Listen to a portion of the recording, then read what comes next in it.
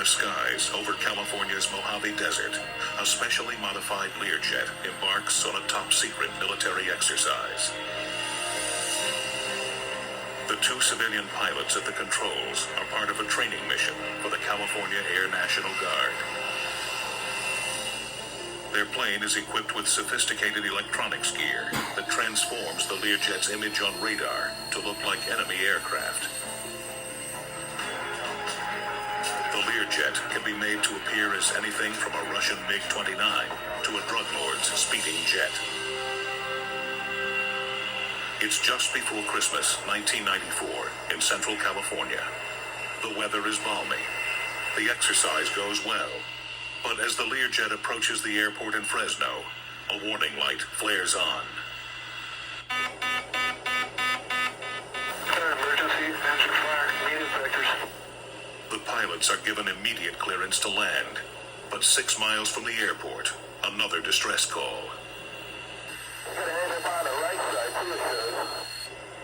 The pilots head for the runway, desperately struggling to hold their plane on course, but they lose control and find themselves heading straight for an elementary school filled with children.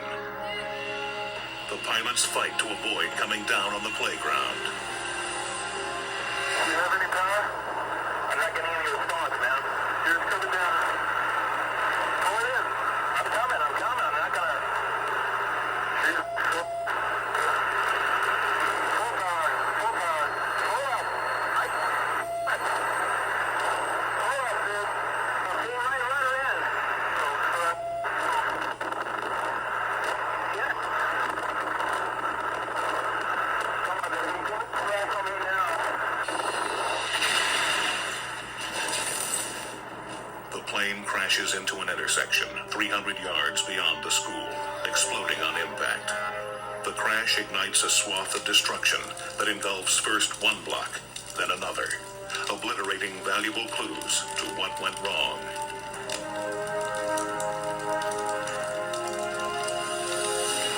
Fresno, 7-3. Guess we're the city out. Trying to bring as many units up here as we can. Firefighters swing into action.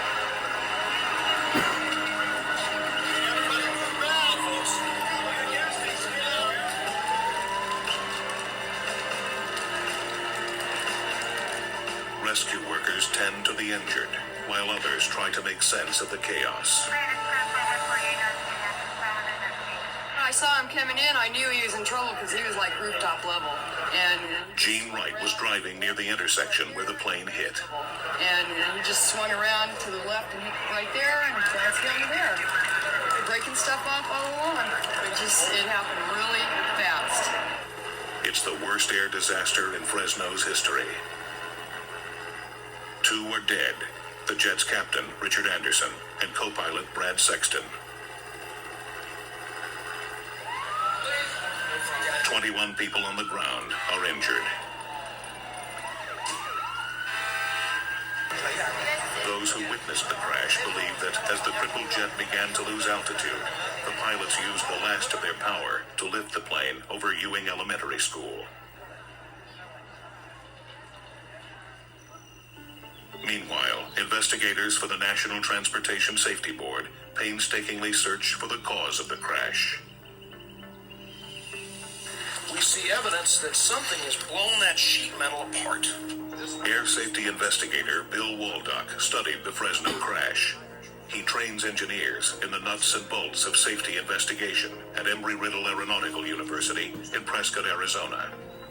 It's very, very difficult to find all of the pieces of the puzzle, and oftentimes you're literally trying to fill in the blanks between those known points of evidence and the gaps that are between them. This piece of metal... The Fresno crash was particularly hard to decipher. Fire temperatures of more than 7,000 degrees Fahrenheit melted most of the evidence. And very frequently in a post-impact fire, that's all we have left. But even so, NTSB investigators find clues, including charred wires that help decipher the chain of events that led to the crash. Their most important discovery is that the trouble was not caused by engine fires, as the pilots believed. In fact, the pilots were misled by their control panel. The fire warning system burned through and gave a false indication to the crew that they had a fire in the engines. Instead, the fire was in the tail section.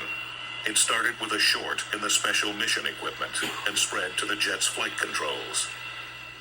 But tracking down the reason for the short proves much harder. All that is left is twisted, melted debris. The in-flight fire most likely originated with a short of the special mission power supply wires in an area... At an FAA meeting to report the investigation's findings, inspectors revealed that the top-secret decoy system had been improperly installed, bypassing the circuit breakers that should have protected it. When the powerful electronic system shorted out, it sparked a fire that damaged flight controls beyond recovery. It shouldn't have happened. Phoenix Air, a private courier that leased jets to the National Guard, is deemed responsible for improper maintenance and inspection procedures. 14 other improperly modified Learjets were promptly grounded and rewired. To the people of Fresno, Richard Anderson and Brad Sexton will always be heroes who gave their lives to save a school full of children.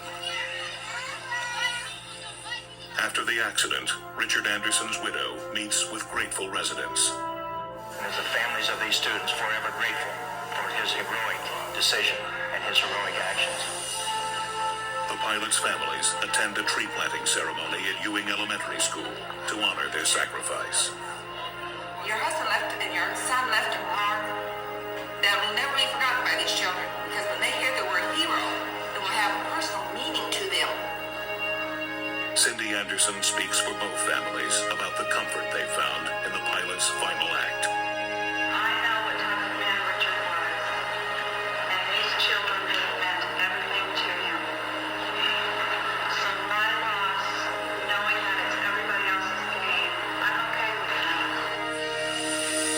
Following the disaster, the Department of Defense tightened its oversight procedures for civilian aircraft used in military training exercises, and Phoenix Air restructured its maintenance program. The jets that cross the skies in military missions over Fresno are now safer. Everyone's hope is that any emergencies in the future will be imaginary ones, on radar screens only.